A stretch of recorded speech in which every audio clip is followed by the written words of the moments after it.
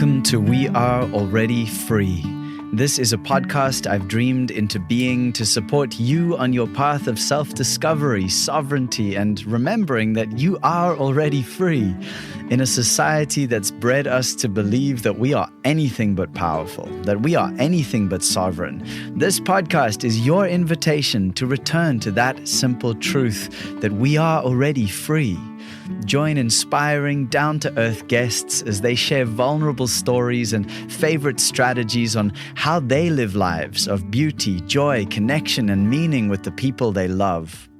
I'm your host, breathwork facilitator, empowering wordsmith, and intuitive guide, Nathan Maingard. It's an honor to be here with you today. If you don't really get that there's much issue at all with mainstream medicalised birth, or if you'd like to birth your children outside of the medical system, today's episode is for you.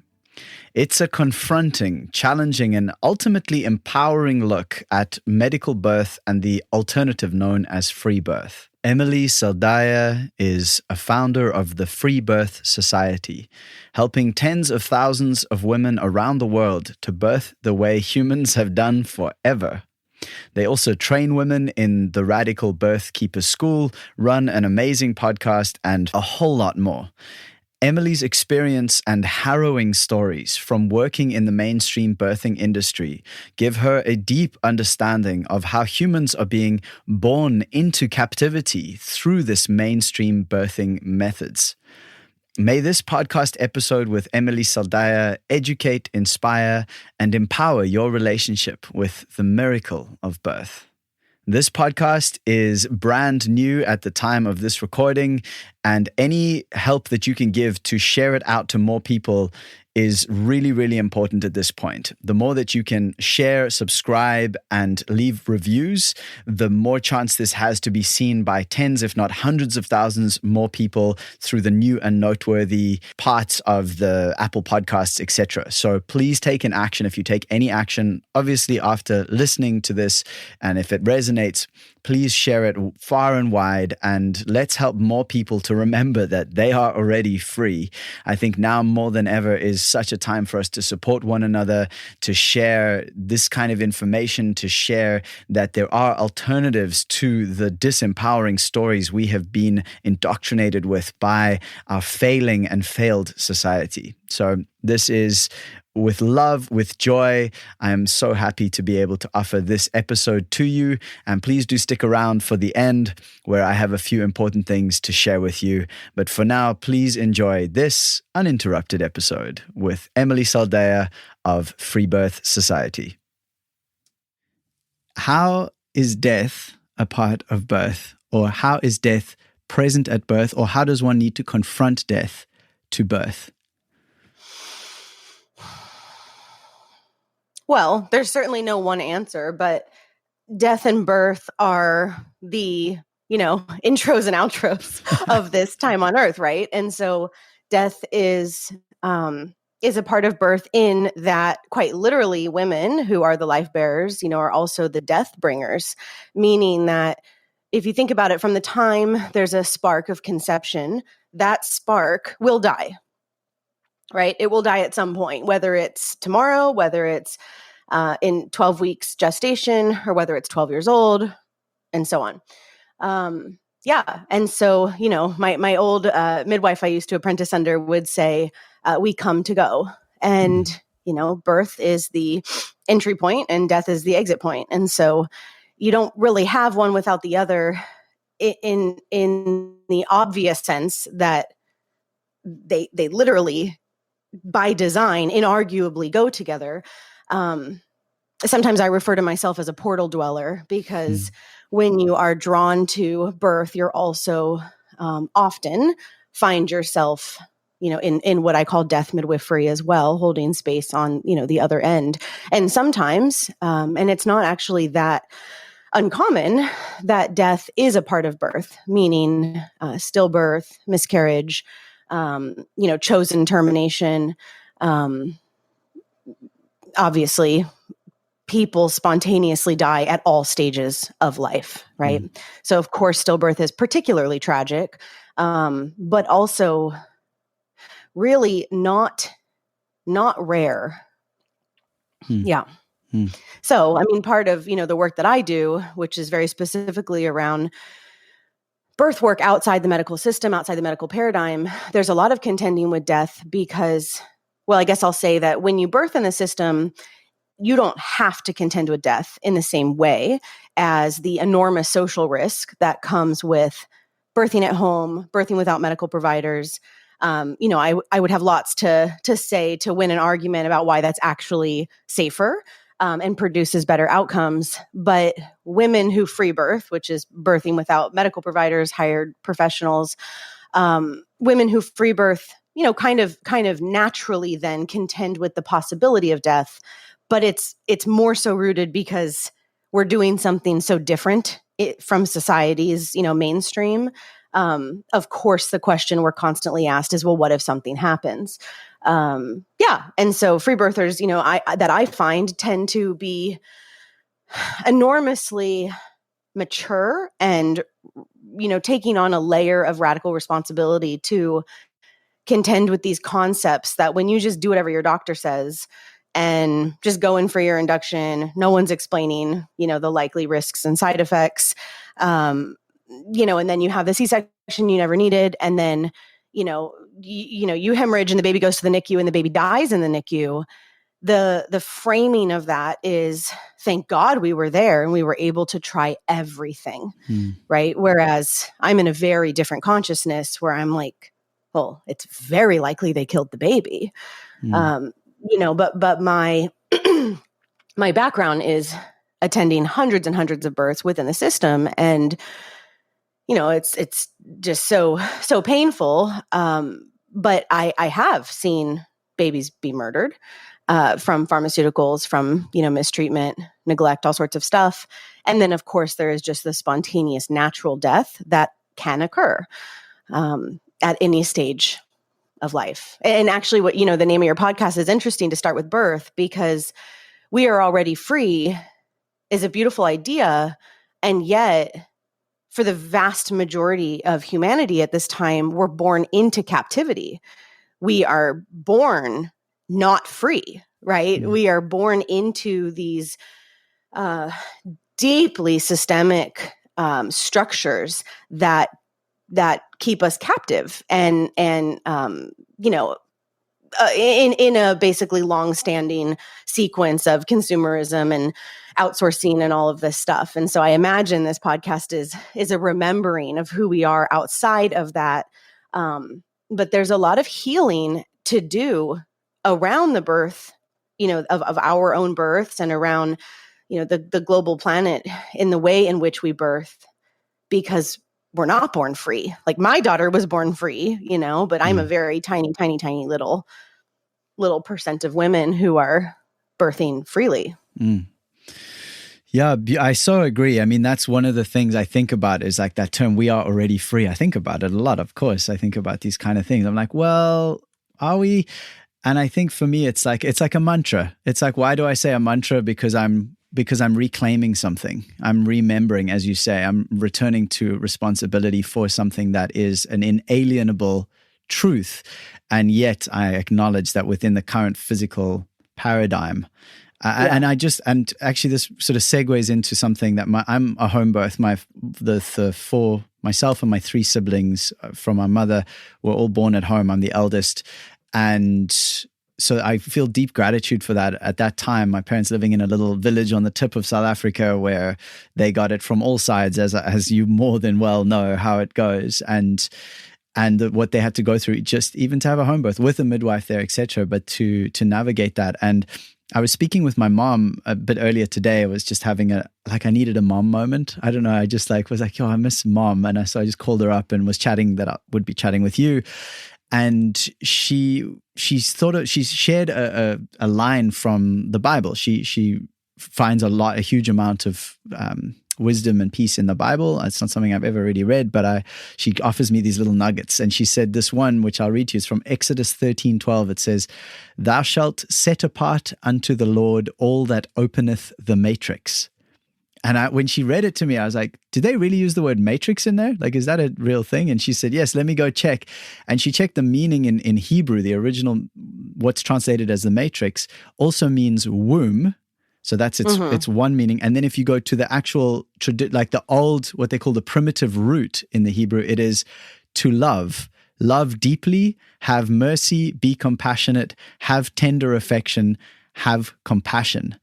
And I just thought that was a phenomenal meaning of the word matrix as a root, where now we think, oh, get out of the matrix. But actually, what we're in is a man-made prison, and the actual matrix is the womb, is the portal. So I don't know if you have any thoughts on that, but I thought I'd share that. Well, I'm thinking about how in Kundalini Yoga, I was taught that matrix means Maya, and Maya is the physical, reality, and Om, is God before physical manifestation, and Maya is the physical manifestation. So that's different. But I did know that the origin of matrix in Hebrew was womb, which is so cool. It's so cool. But wow, has that been changed? Yeah, exactly. So I'm curious to know about your own journey, like what I've known of you and seen of you and heard of you through your podcast and through your page and what you're offering in the world is you seem, from my perspective, to be someone who is sovereign and empowered, and you are a leader, and you are really taking profound action in a direction that you align with.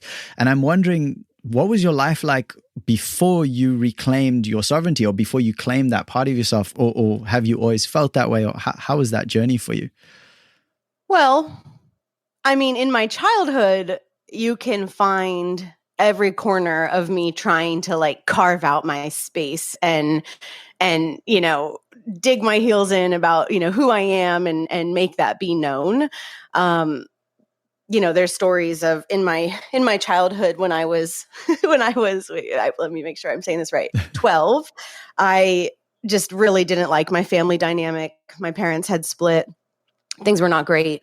And I sat my parents down. I was really into soccer and was playing on some big, national teams. And that was my first dream, was to be a professional soccer player. And so I sat my parents down when I was 12. They were divorced, and I got them together. And I said, look, we all know I'm too young to run away. That would be just not the move for success. And so would you be willing to send me to boarding school far, far away from all of you, where I can start on varsity, in ninth grade, and I need to get out of here, and thankfully my parents had the resources to say yes and the willingness. So I go to boarding school for 2 years. I wind up having this really horrific knee injury. Soccer's out of the picture now for me. I'm like relearning how to walk. I'm on crutches for a year. It was really a big deal. And so I came home. I tried that for a couple months in Florida, where I'm from. And then the same thing happened again. Now, 4 years later, I sat my parents down and I say, look, I'm 16. We all know this isn't working. Side note, I was going to public school for the first time in my life. I had always been in private, and I wasn't going, and I was making straight A's. It was a joke. It was such a joke. The whole thing was such a joke. And I hated it, and I knew I was wasting my time. And so, I sat my parents down and I said, I'd like to withdraw from school and leave. And I had been working at this little bakery, and I had $2,000 US saved, which felt like, what can't I do? What can't I do with $2,000 when you're 16? And now that's hilarious. But and so I told my parents, I'd like to withdraw from school. I'd love your support. I don't need it, but I'd love it. It would make getting an apartment easier. And I'd like to go to LA and start my life. And they were like, okay, yeah, that seems right. And so I did, so I went not really knowing anything. I was freshly 16 years old.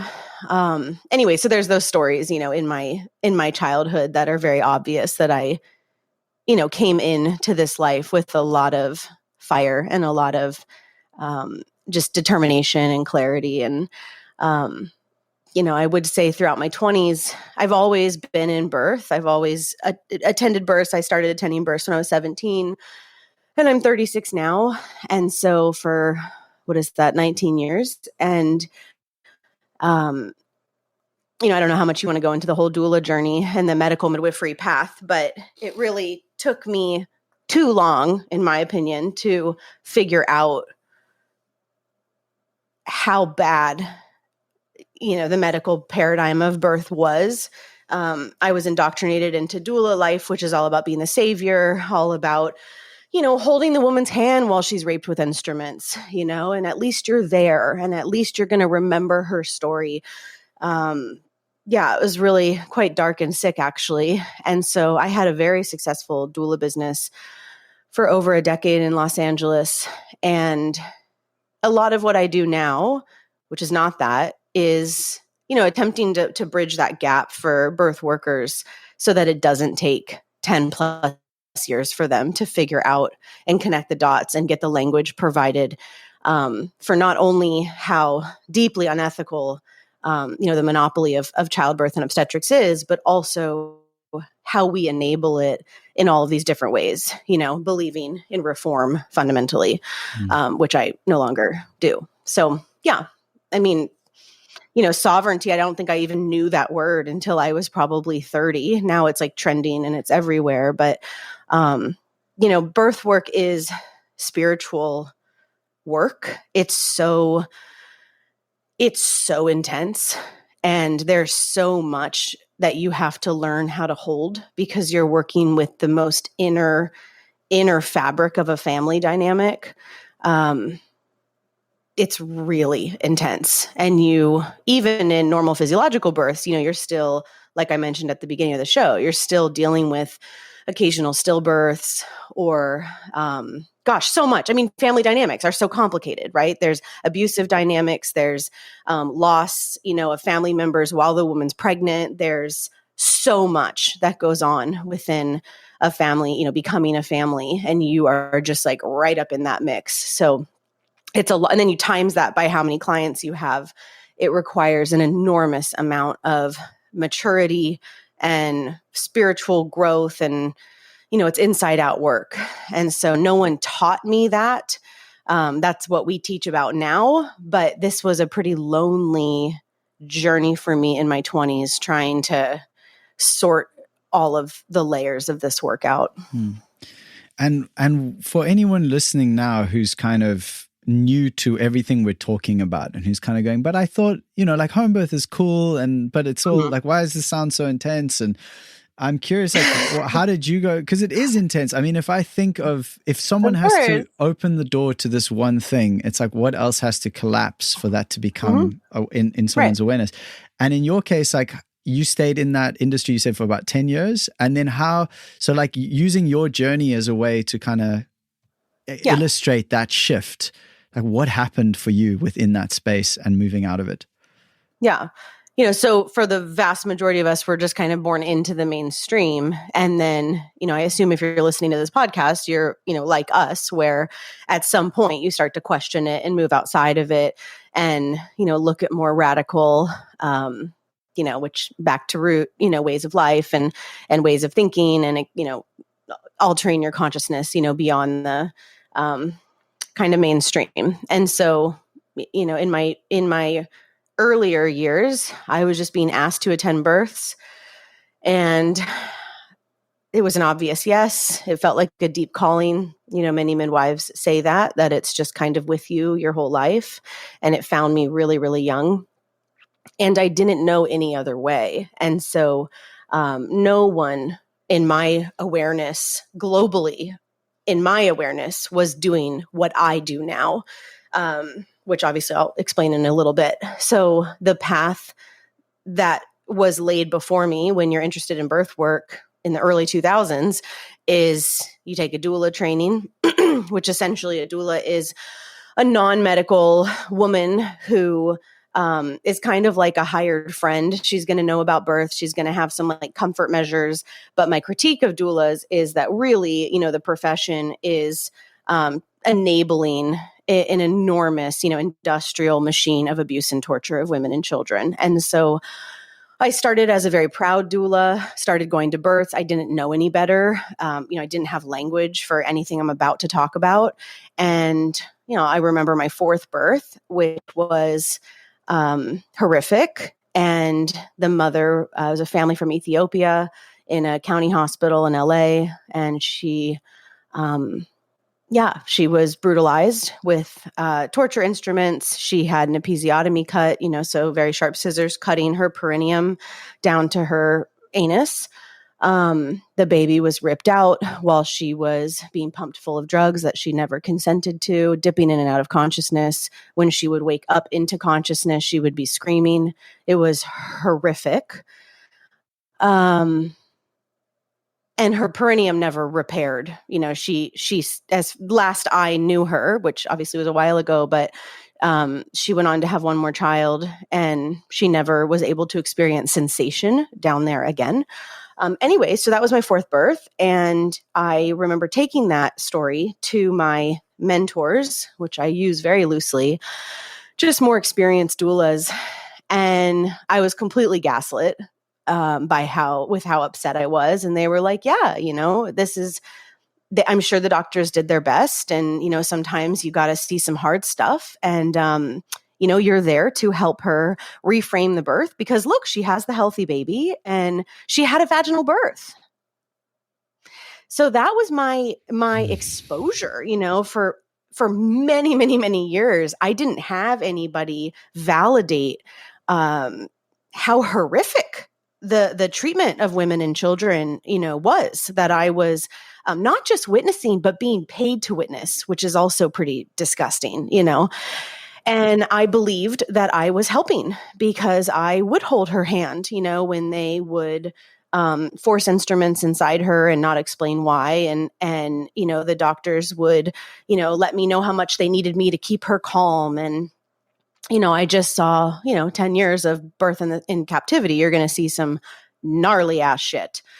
And so I felt very purposeful in my doula work. I cared a lot. And I had no language for the secondary trauma I was experiencing and for how completely unsustainable what I was doing was. It was all pretty gross, actually. And when I would try to talk about something horrific that I saw so-and-so do, or try to rally the doulas and be like, can't we all leave Yelp reviews? Like, we've all seen him do this one thing, can't we all talk about it? Like, surely there's something we can do. Mm-hmm. They would all be like, well, you don't want to get on the bad side of the doctor because then you won't be invited into the births and that could, affect your income. And what's interesting about this is, many doulas will probably acknowledge how horrific some hospital births are.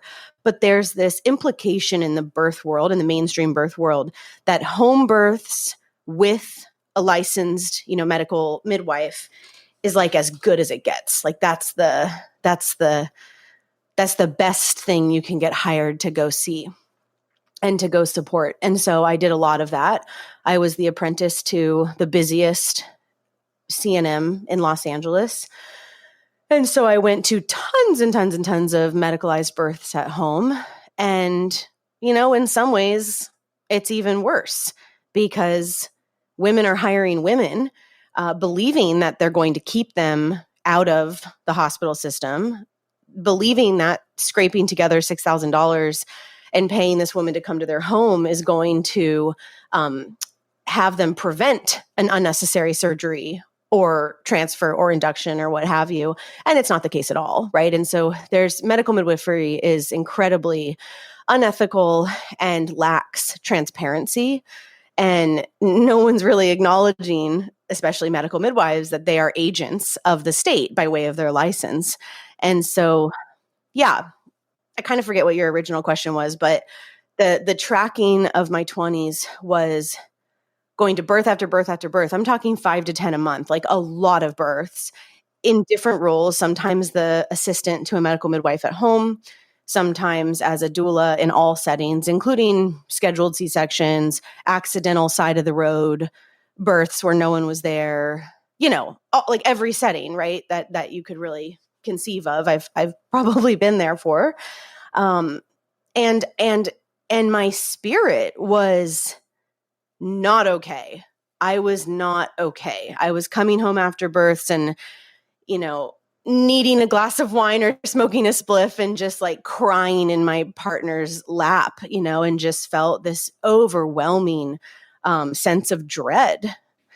And I didn't know what to do about it. And I think a lot of doulas are in that place where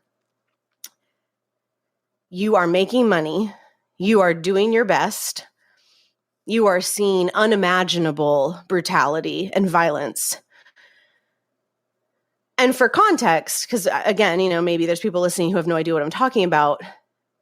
Obviously violence happens on a spectrum, but I'm talking about, women saying, no, I don't want a vaginal exam, and then having an entire medical staff climb on top of her and physically hold her down in labor while they force their fingers inside of her. That's rape. Obviously, definition of rape is, the insertion of any instruments or body parts, into an orifice that is basically unwanted, right? And yeah, this is all totally normalized within the medical industry and within the doula industry, which is all wrapped up together. So, back to for someone who's brand new, let me think about where I want to go with this. So for someone who's new to this, I want to say that the takeover of obstetrics, which has been going on for just about over 100 years or so, has eradicated not just authentic midwifery for the most part, but it has completely changed how women orient around their bodies and around the normal biological process of childbirth, which, spoiler alert, we've literally been doing for forever, right? And so for the last 100 years, it's been incredibly different. The white man came over from England to America with his little white lab coat on, the first wave of physicians. The history of obstetrics in North America is incredibly interesting and depressing.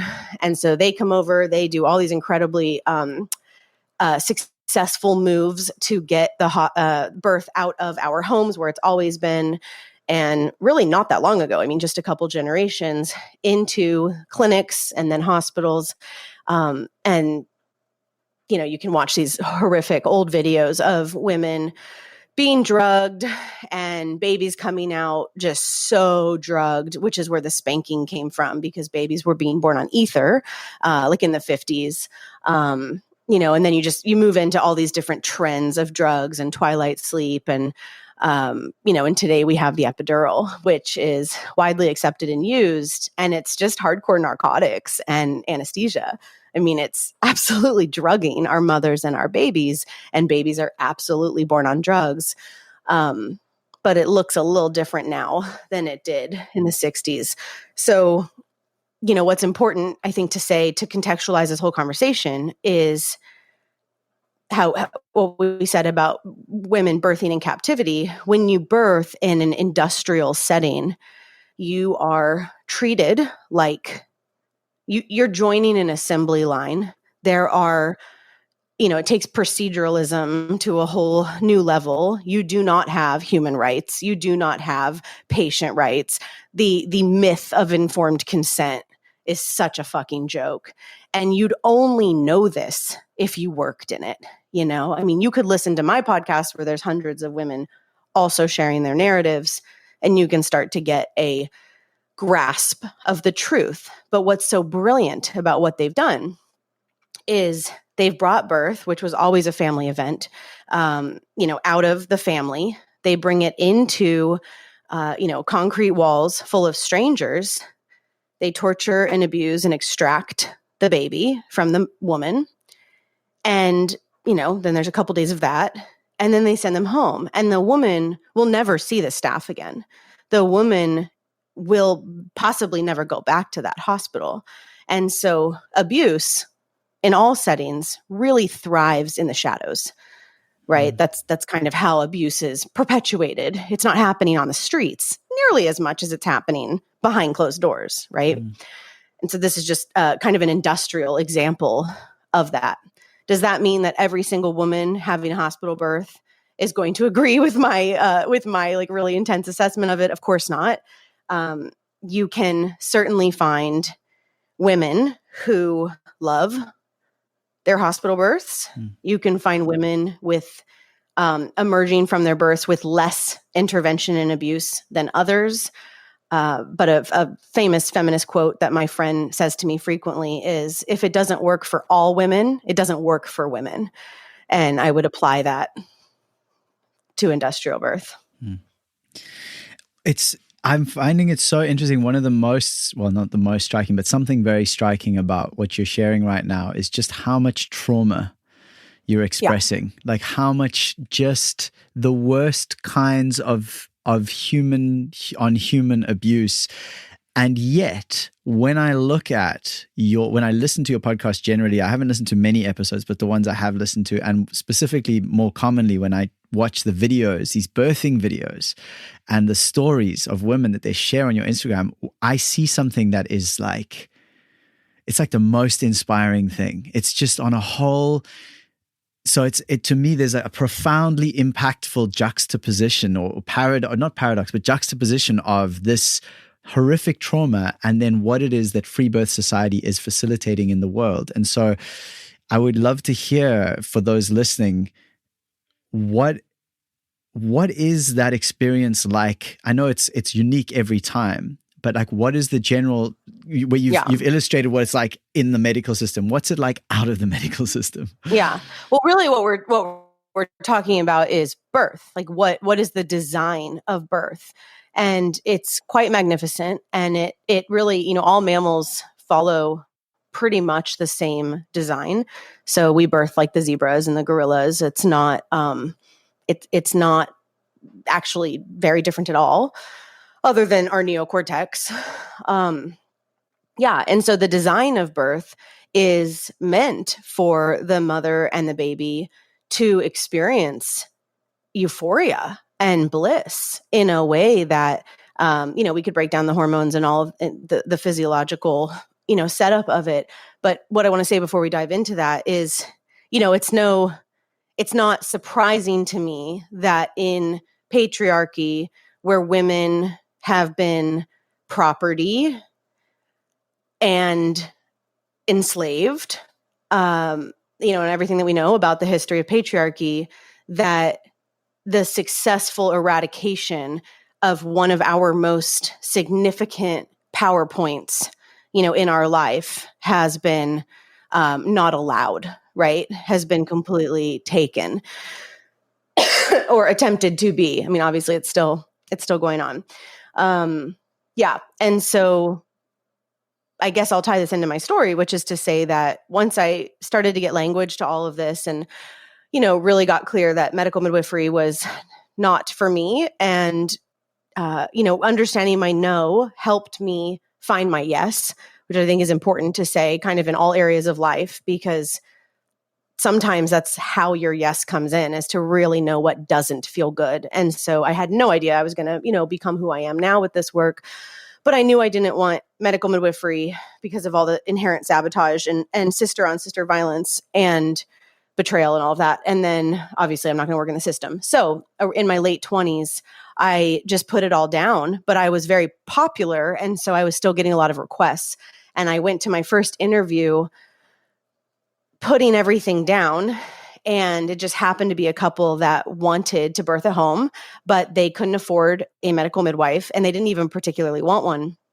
And I heard myself say pretty much the unspoken, not allowed words of a doula, which was, well, if you wanted to just stay home and not hire anyone else, I would totally come and, support you guys as best as I can. And they were like, yes. And I was like, yes. And so that was my first birth after, hundreds and hundreds of births in captivity. That was the first wild birth I had ever seen. And I'm bringing that up now because it was like the first time I was seeing birth, even though I had spent almost 10 years at that point witnessing humans come out of humans, but to watch birth completely unmanaged with no assessment and diagnoses, to watch the woman not have to game out when to transfer or, feel worried about the rules and regs that were going to influence her birth. I mean, just to give birth, like the wild animal that she is, with no containment outside of, the spiritual containment that I was providing, which really is authentic midwifery to me. It was contagious. It was unforgettable. And I watched her, travel through the underworld and her self-doubt and, all of the stuff that pretty much comes up for all of us when we birth, and access power, access like real power, and bring her baby, here. And so from that, moving forward, just to contextualize this anecdotally, because I feel like people always remember stories better than statistics and all of that. I've seen women healed after physiological births. I've seen, women who have been making themselves throw up after meals for 9 years, or since high school, have a physiological birth, have a, birth outside the system, and stop self-harming. I mean, that's huge. I've seen women, tons of women, including myself, stop shaving and stop wearing makeup and stop wearing high heels and stop doing these self-harming, rituals that we're trained to do from little girls. And yeah, so like the potential of impact is quite large when a rite of passage is met with the reverence, that it deserves, right? So does that mean that that you can have a free birth and everything's going to change? Of course not. But what it means is that when you experience these kind of portals or rites of passage, that I think are intended for the human spiritual evolution and experience, the potential for great transformation is now there. Are you going to claim that potential or not? Well, I don't know. That's up to you. And for some women, I see their needle move slowly. I know lots of women who free birth and are in abusive relationships, for example. And it's a big deal that they did this one thing, but they still have to really clean up their life, right? Because they're still in a super toxic, scary dynamic. And so the needle might move real slowly. Whereas other women will like shed everything and burn their shitty life to the ground and have, major transformation really quickly. So it's certainly not a guaranteed recipe or any of that. But do you know what I mean? That it's these like, it creates the potential for enormous transformation. And it's very, very, very similar. To me, it really helps. I like to teach this through the lens of sex because it's very similar in lots of ways. But if we think about, let's say, a young woman and her first sexual experience could be on the spectrum of gang rape, which many women I love, that's their first experience, being drugged and raped. Okay. So that's, as bad as it gets, or somewhere in the arena. I mean, I guess we could come up with ways it's worse, but pretty bad, pretty horrific. And then all the way to the other end of the spectrum of a first sexual experience could be, thankfully more what I had, which was, fumbling through with my very best friend, my partner of 5 years in high school, and just total love and respect and playfulness and communication, and just kind of a best case scenario of play and sweetness and safety. And the difference of how a young woman emerges out of either of these ends of the spectrum, and of course there's everything in between, really determines a lot for who that woman becomes, how she relates to her body, what her sexual patterns become for the rest of her life, and so on. It's the same thing with birth, right? Birth kind of makes or breaks you, just like sex does. It really determines a lot of how you show up in the world, how you feel about yourself, and what happens next. Do you feel like that's the same because I know you've spoken about the woman, I mean, that for the baby as well, right? Like, so being birthed into a medical environment of trauma and pain and just like all the stuff that's going on, and then or being birthed where your mom's all relaxed and she's laughing with the husband, and then you're like going through, I mean, there's got to, and so how I don't know, what do we do about that? Acknowledging that most people in the world right now have come through the portal in that way. Yeah. I mean, we don't care about babies in our society, like babies are seen as these like blobs that lack intelligence and sentience. And I mean, people still circumcise their sons, I mean, whoa, like that is crazy. Like Yeah. we are actively hurting our babies, worldwide in all sorts of different ways. And so, babies are an extension of the mother, right? And so for as long as we're abusing mothers, we're abusing babies. It's not going to be, we're not going to make a distinction there because our babies are us. But yes, I mean, I think you're speaking to the kind of obvious and inherent trauma that is blanketing this planet when the vast majority of us are coming into the world through violence. And to be clear, again, like I'm not being dramatic. What I mean, I would call incredibly violent when when a mother is drugged and numbed and disassociated from her body and, strapped to a bed, has a catheter inside her because she can't walk, to release her bladder. And she's literally high on fentanyl or morphine. And a stranger who she's never met before is going to come in and cut her perineum and extract a baby with instruments. And then the baby will be cut from the mother, not getting, all of the placental blood transfusion that is intended, which is enormously important. And the baby, is received into glove latex, hands by strangers. Yeah. It's the first, touch of physical environment is gloved by strangers and then cut. And the baby is taken over to a little plastic bin where strangers who are masked and, all look like freaking aliens are, deep suctioning the baby and, putting tubes up the nose and down into the throat to clear the baby out as if they're not about to do that themselves. And wrapping the baby up and hatting the baby. And if they're lucky, now the baby comes over to the mother who is now being shot full of pharmaceuticals to force her uterus, to contract while the doctor is putting his hand, all the way in his forearm inside of her to manually remove the placenta, while the baby now has no smell being emitted because they're completely covered up. And the mother is drugged, receiving this bundle of cloth.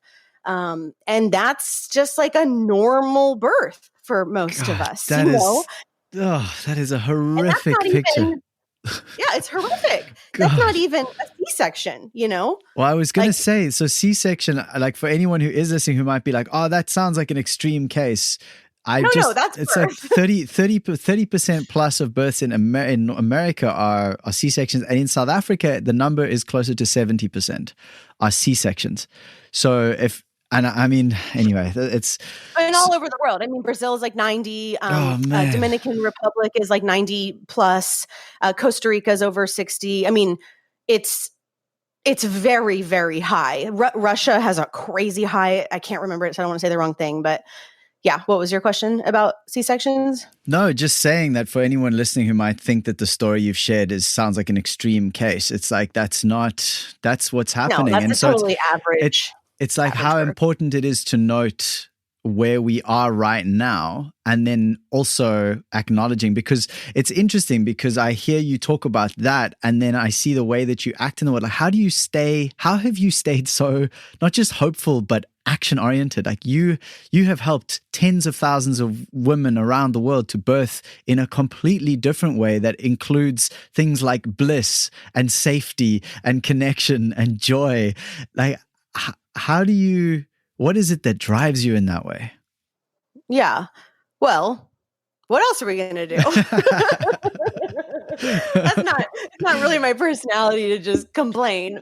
But before I answer that question, I want to offer one more thing. I think that might be helpful for wrapping people's brains around this is from a biological design perspective, these babies, us, are not being born intact. And what I mean by that is there is a hormonal matrix, there is a biological sequence for optimal mother-baby thriving. Okay. And we can get back to that if you want, because I'm happy to explain that, but it's not very complicated. It's just that when you understand how medical birth works, it interrupts that sequence at every stage. And so we are not born intact. Our hormonal matrix is not born intact. So just to make so that can make sense. For example, with a C-section baby, when a baby goes down through the vaginal canal, they're getting their cranium is getting pressure, right? It's going down through the canal, and there's all these cool sequences that happen. But one of the things that happens is the pressure on the cranium will essentially alert to release a hormone that once the baby is born, the hormone will now start to have a smell that comes out the fontanelle, the soft spot of the baby's head.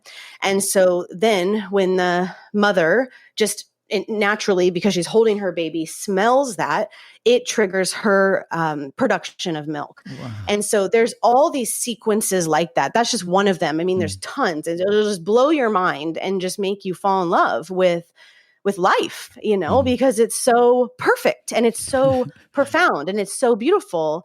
And as a midwife, I see the difference in babies who have the full intact sequence. Right. And then I see the difference and the challenges. And I want to say here, you're not just fucked if you didn't get your full sequence or if you had a traumatic birth. And yeah, exactly. Well, I mean, we do have to start somewhere, and humans are amazing. And our capacity to spontaneously heal is always here, and so, we want, I think that the healthy framing of this is, yes, be devastated and be, so upset about what's happening and what we've missed, and then move on, and do better and adapt and heal and create better, so that's all we can do. We are where we are in our story. And so how I keep going is, one of my favorite commitments that I work with is this commitment that says, are you willing to be the resolution that you want to see? And I use that a lot when I hear myself complaining. I used it a lot during the COVID, nonsense, because that felt very terrifying to me in a way that I had never felt before.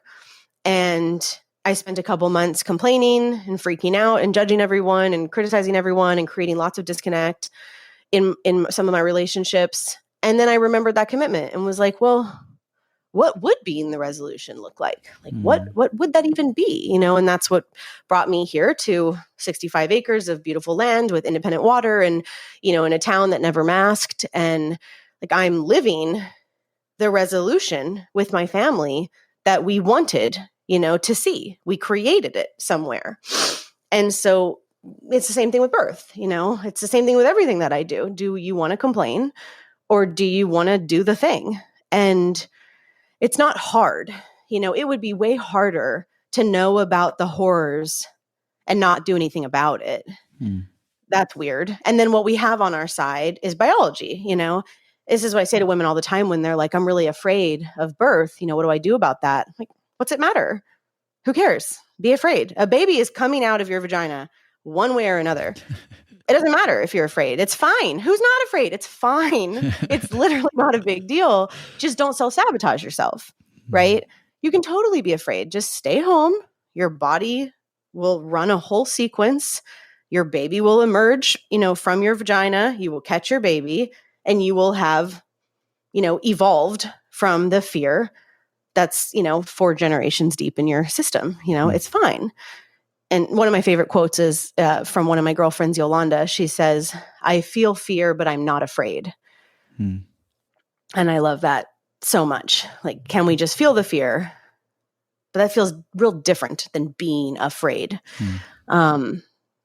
So I think when these paradigms are so interesting, because when I have chosen to actually put my whole life into creating the paradigm I want to see in the world, everything got really easy. I started making more money than I've ever made. The women showed up. The clarity came.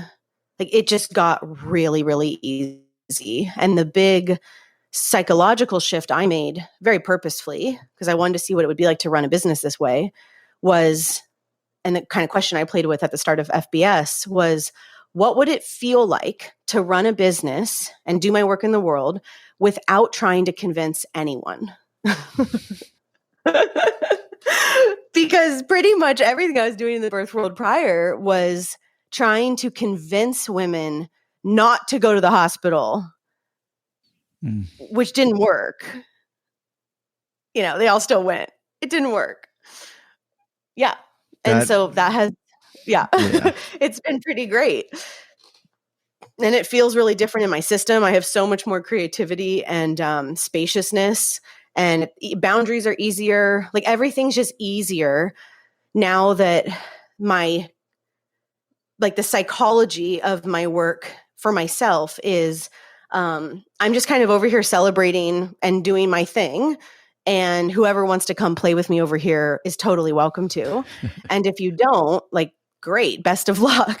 There's no savior complex anymore. And, I realized essentially that my hero, my savior, was unsustainable, and it was actually fundamentally disempowering to the women, that I was trying to serve. And so learning the tools of how to step out of that and create a non-hierarchical midwifery practice and, run all these different branches of this incredible platform from this real respect and trust in women, and that they don't need to be saved. Yes, it's horrific what's happening, but they also can choose something else. And so I want to be a part of, the paradigm that it gets as big as possible, where finding those other options are as easy as possible.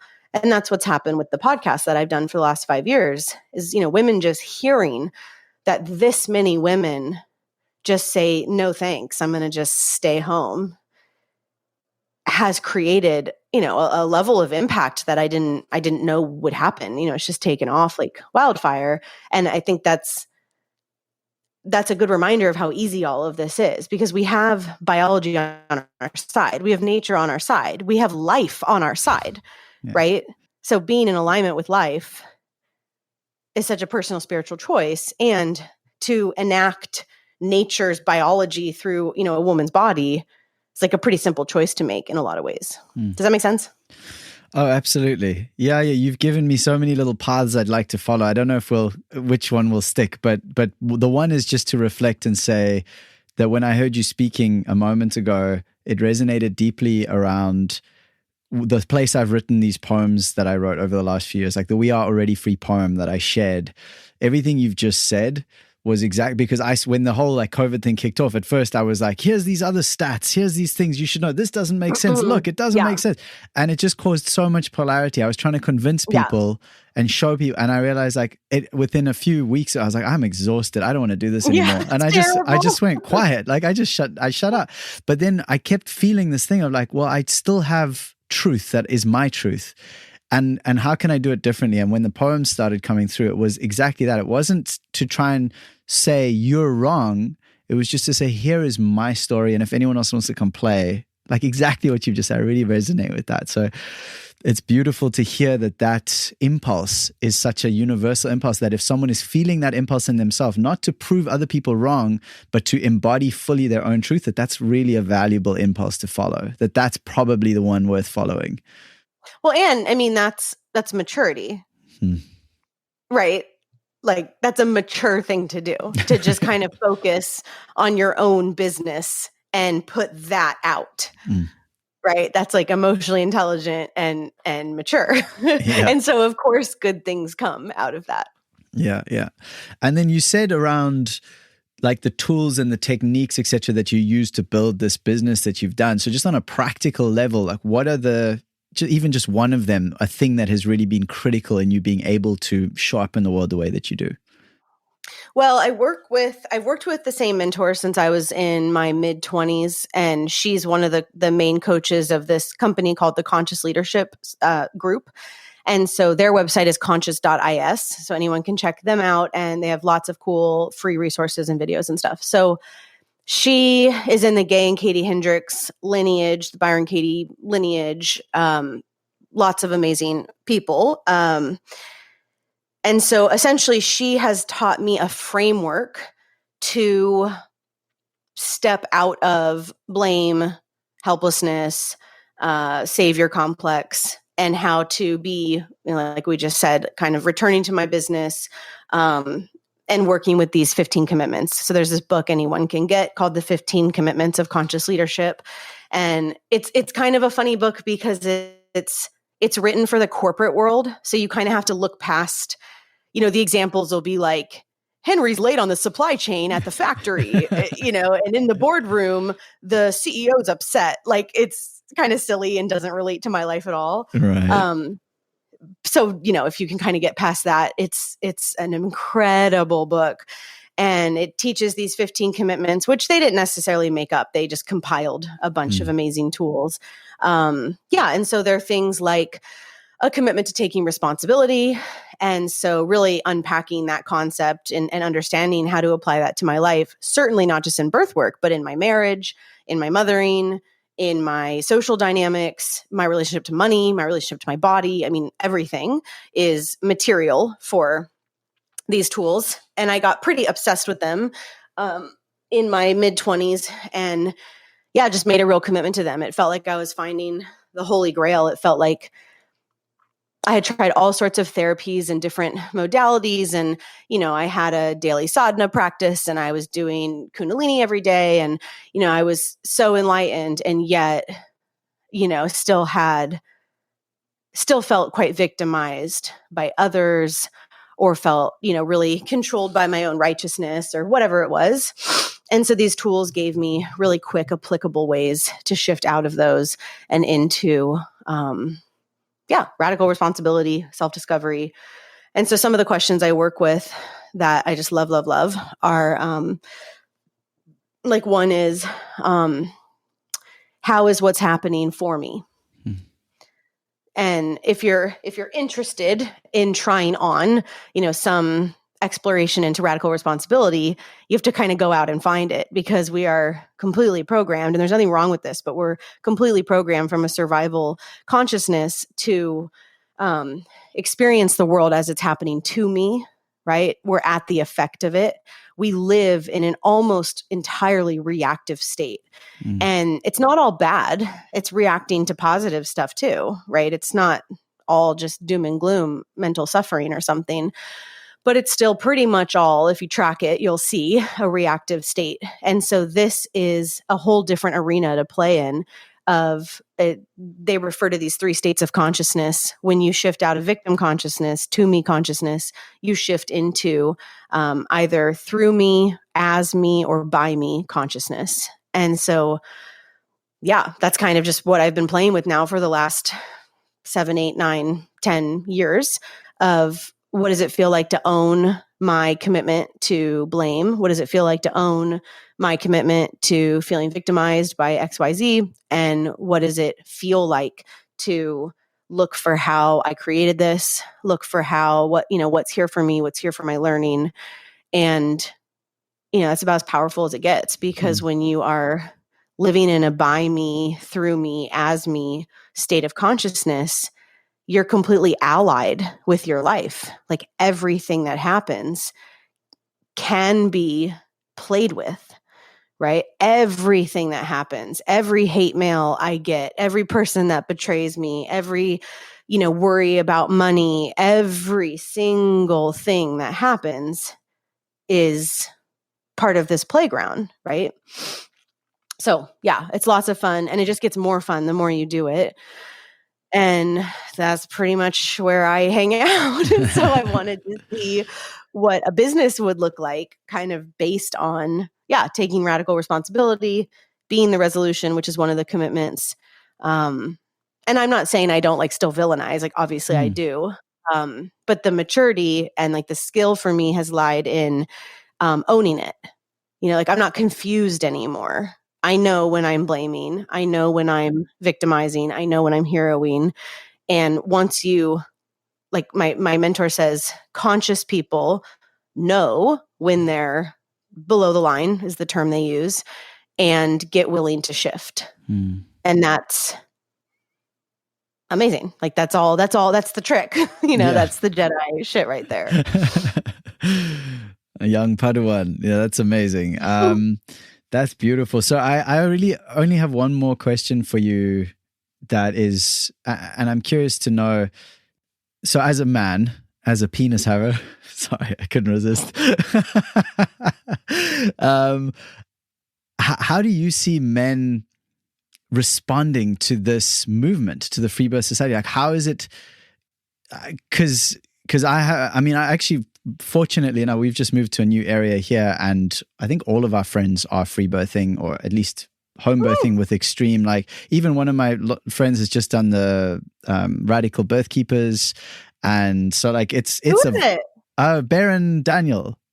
Oh yeah, cool. Yeah. Do you live in her area? Yeah. So I've known Baron and Peter. They have been hugely influential in my life, and we've been friends now for quite many years. And nice. My fiance and I moved to this area specifically because there's a good crew of folk here. It's one of the main reasons, because we're a bit isolated where we were before. Totally. And so it feels amazing because we haven't yet had a child, and we're super keen, and it's like on the cards definitely in the next, like, I don't know, 18 months or so, I guess. I don't exactly know. But, yeah. And so to be out here and have that support. And I guess for myself, like, one of the beautiful parts of seeing the videos, and obviously I focus on this because I'm a dude, but like watching how the men who are with their women when they're birthing, there's a fucking vibe. Like, it's a vibe. And so just from your side, like, how is that for men? I don't know if you can speak to that at all. Yeah. Well, I mean, the short answer is it depends on your level of internalized misogyny. Okay. Interesting. So like the misogynists don't like this, right? Wait, explain that. I don't get that. Tell me. Well, you know what misogyny is? Yeah. Right? So essentially anti-woman's liberation, right? So men who are narcissists, entitled, run the household, very patriarchal, everything centers around them. They like to control their women. They run the show, blah, blah, blah, like, obviously, you know what I'm talking about. A lot of men out there, they are not never heard of too that, keen. Yeah. They're not too keen on women or their woman, going rogue essentially and cultivating, ecstatic, layers of confidence and embodiment. So it really does. I mean it sincerely, like, it really depends on the level of misogyny that the man carries, how he orients around this, So the spectrum is quite wide. I mean, lots of men have fear around this and concern. And I do feel compassion for, like, the average bear, because they were not raised trusting birth, trusting women. We're in a very, very, very anti-woman culture, in these respects. And so, yeah, lots of fathers-to-be feel very nervous about birthing without medical providers. It kind of seems like men go in two different directions once they've seen their women be traumatized in the system. The majority of them don't understand why the woman wouldn't go back, which is very odd to me. But there is such a deep level of okay, this is kind of a tangent, but it's like, through the lens of misogyny, I would explain it this way, that men unconsciously, very frequently, do not understand how a woman could birth without management. And so someone needs to be in charge of her. And when you take a doctor away, then it means it's got to be him. And so all these men, frequently, I talk to them all the time, are like, well, I'm not a midwife. And they're completely missing the third option, which is crazy, but she could actually be in charge of herself, right? She's actually an adult. Like, it's so offensive. But, we have to kind of presence that we have many, many, many, many, many, many, many generations of this idea forming that a woman in labor is hysterical, that birth is just death waiting around the corner, that it's so dangerous, that blah, blah, blah, blah, and the like fabric of our society says that women can't be trusted and women, can't make their own decisions. I mean, it's very alive today. So that's why it's kind of some context under why I said it really does depend on your level of misogyny. It's okay to feel nervousness, of course, but birth is a woman's game. Men are not birthing. Men, if invited, have the enormous privilege to witness something, quite unique and quite special. And it is incredible to see. I would say most fathers I have been with in birth are quite awkward and don't know what they're doing. And so it is nice to have another woman there kind of helping massage the energetics of the house. But also, of course, I've seen, like, my partner was amazing and was the quiet tree, didn't say a word, but held a lot of energetic space for me, never wavered, never furrowed a brow at me, was just the tree. And that's an analogy I use a lot with fathers, because I coach a lot of fathers, how to support their women. And that's the vision I I'll offer it to you in case we never talk again, that's kind of your role, with your partner is, she's like the fairy who's going to fly in and out of the tree, and she's going to fly out to the cosmos or go down to the underworld. And it's a lot. She's got a lot of work to do, and it's going to be crazy. And, it might be very physical. She might be pooping and puking and crying and begging for help, or she might be like gone, and she might be, having like a full on psychedelic experience, or a little bit of both. And your role, as the father, the partner, I think of it for myself as a birth attendant, is like to be this oak tree that is very in the room. I'm not birthing, you're not birthing. And so it's not our job to fly all around and be ungrounded and be untethered. And we're not going to the cosmos to bring this little soul here. We're not like in dialogue with the spirit world. We're here in the room. And so how do we hold that space and, feel our, like the tether from our spinal cord going all the way down into the earth, and feeling really held by the physicality of your home and the earth. And I think of this tether, from the partner's heart, out to the woman, so that she can kind of fly away, but she still has a tether here, so that it's fine wherever she needs to go. Even if she needs to like lose her mind for a while, it's fine because we have her and we're going to stay in the room. Yeah, because especially now that I've had a child, that shit gets crazy. It is very psychedelic, and it is really wild in that altered state of consciousness. And my husband, Johnny, really just knew how to root down and hold and not disrupt, not ask, not disturb ever. He just held it. And he didn't make it about him. And I see men who are used to having things made about them. Maybe they're very emotional. Maybe they're very self-involved. Maybe they're very nervous. Maybe they're very insecure. And they don't know how to step out of that and just let this be about her. And of course, like, you're having an experience, you're becoming a father, you're getting to witness the miracle of life. Like, you're a part of it, of course, but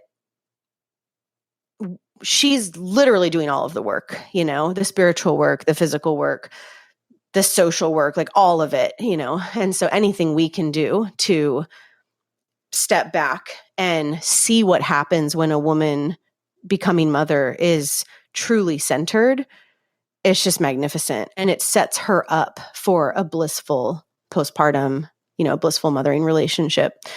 Anyway, so yeah, I think with good intention, men can show up and be really awesome, but it requires some serious maturity to contend with the parts of it that scares you, and the parts you want to control, and the parts that aren't about you. That's kind of where I see men struggle. Beautiful. Thank you so much. That a lot of that resonates with me around my own work in showing up in the world and how I show up and my own shadow. And I can hear a lot of reflections in there that are of value to me. And I hope for any other men who have listened to this. So yeah, thank you. Thank you, Emilee. You're so welcome. It's a real pleasure. And if there's any last thing that you'd like to share, just something that maybe for those who are at the beginning of this kind of journey of realizing that things aren't what we've been told and that they actually have to be responsible for it all, and like how intense that can be. Well, you can. Yeah, it's true. The invitation, once you have the invitation, it's like, anyway. So yeah, just any last thoughts? I would. Yeah, I mean, I would just plug how to find me so that if you're into this, you can just dive in. There's so many different ways to interact with my work in the world and the women that I work with. We've referenced the podcast throughout, and so that's a free resource, obviously, that you can find. It's just called the Free Birth Society podcast, and that has 5 seasons. We're heading into our 6th season, primarily of women sharing births outside the system, and they're very redemptive. And how many flavors it can look to learn to take responsibility and say yes to what you really want in your life and creating the family dynamic that you want. So the podcast is amazing. And then we have a private membership where I hang out. That's, for women only, and you don't have to be a mother to join. And we have the Complete Guide to Free Birth, which is an incredible course that breaks all of this down from a childbirth education lens. And then you referenced the Radical Birth Keeper School, which is an authentic midwifery program that I teach with one of my business partners. Her name's Yolanda Norris Clark. And it's just incredible. And it's really breaking down a lot of the stuff in way more detail and learning how to cultivate the self-authority to do this work in the world if you're called towards authentic midwifery. And yeah. Lots of stuff. You can just go to freebirthsociety.com. Freebirthsociety.com. Thank you so much. But yeah, I will definitely share all the links that you've shared in the show notes and make sure that everyone gets total access to all of that. And yeah, your Instagram is also a great starting place for anyone who's kind of wanting to dip their toes into that world. And I don't know if you have time, but I wanted to offer you something just as a thank you from me to you. I would like to play you a song. And it's totally fine if you don't have time or if you aren't into it, but let me know. Go for it. I'm free till noon. Yeah. Okay, cool. Fantastic. So this is a song that is called Radical. And it's actually a song that connected me with the lovely Freya, who I think you guys are connected with, Freya Kellett. I don't know how to say her surname, but anyway, this is a song that I've been thinking about for a long time, and it was, again, in response to everything that's unfolding right now, or has been unfolding for generations, actually, and that this last COVID thing for me was like a real kick in the ass to actually see, like, I'm not in for that, I'm in for this. And so this is the song that kind of talks to that, and that's why it's called Radical. And also it was Amber of Mythic Medicine who told me that the word radical is that which rises from the root, or that which comes from the root. And I just think it's such a powerful reclamation of language to reclaim a word like that. So yes, thank you. This is for you, just honoring you and your work in the world. And thank you so much.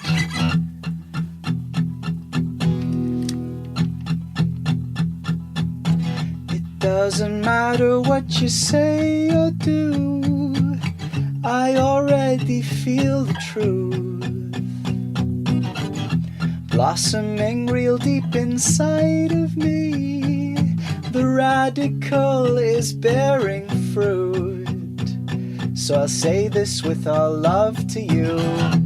Fuck you if you think I'll uproot myself just to play a part in your living hell. Fuck you if you think I'll sink in the light. I rise for light and life.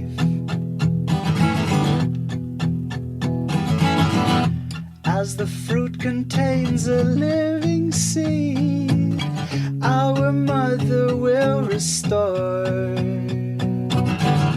Act on this and we're already free. Warrior, raise your roar. Raise your roar once more. Fuck you if you think I'll uproot myself just to play a part in your living hell. Fuck you if you think I'll sink in the lie. I rise for light and life. Please don't mistake me for a blind old fighter. I'm the heart of love, I'm shining brighter. If you misplaced or misaligned your power, join us, sing it louder. Fuck you if you think I'll uproot myself just to play a part in your living hell. Fuck you if you think I'll sink in the lie. I rise for light and life. Is that one titled Fuck You? Maybe it should be. It's called Radical, but maybe Fuck You is a more appropriate title. I love it. It's catchy. That's awesome. Thank you again, you. Emilee. Thank you, and blessings on the path. I look forward to connecting again, and I hope to have you back on here someday when we can talk about, wow, remember back in the old days when people used to birth in hospitals? Oh my God, seriously. Let me know when your girl gets pregnant and we'll talk. Oh man, I definitely will. That'll be an exciting day. Thank you, Emilee. All Blessings. All the best. Take care. Ciao. Bye. All right, beautiful people. Thank you, thank you, thank you. What a blessing to share this with you, Emilee. Fantastic Free Birth Society. Be sure to check them out at all the places she mentioned. You can find them on Instagram, freebirthsociety.com, etc. They've got loads of free epic stuff as well as paid phenomenal memberships for women and courses on birthing and all kinds of amazing, wonderful stuff. So thank you for joining us for this episode of We Are Already Free. This beautiful, simple remembrance that we can reclaim our sovereignty. We can reclaim that inalienable, inescapable truth that we are already free, that we are the divine experiencing itself. And we come in through the portal of birth, and it is critical how that happens. And it is critical that we reclaim that and we take responsibility for that. At least that is the invitation. It is the choice. So thank you again to all of you. Please do be sure to check this podcast out further, nathan.africa/podcast. There are going to be amazing, amazing guests coming up, and I'm just so excited to be sharing this with you. I wish you well. Take care of yourselves, take care of each other, and remember, we are already free. Blessings. Hey there, this is Nathan again. Just one quick more thing. That previous outro I recorded just after the session with Emilee, and I really just wanted to reiterate and request that this is the time. If you're still listening to this, please, please, please go to Apple Podcasts, go to all the places where podcasts are. You can actually go to nathan.africa/podcast, and I will make sure there's a button there so you can easily go and subscribe and leave a review and share and all those things. It may seem like a small action to you. It'll take 30 seconds, a minute. And what it will mean is that this podcast can show up for many, many more people. Someone sees a review, they go, oh, that might be something I should listen to. Or if enough people review and subscribe in the first few weeks and months of this podcast, then it means it'll show up in the new and noteworthy parts of the Apple podcast, which then could be seen by tens, if not hundreds of thousands of people who could then get these beautiful messages directly into their inboxes. I mean, what a phenomenal thing. This is so awesome. So please take that action. It makes a difference. It matters. And that really is it for today. So thank you again. It's been a real pleasure, and I hope to hear from you sometime soon. It's one of the strange things about podcasting is I don't know who's out there. So find me on nathan.africa/podcast. I'll have links to my socials. You can send me an email. You could leave me a voice note. I would love to hear from you, and I would love to collaborate and co-create this podcast together. So thanks again. Blessings on your path. Ciao for now.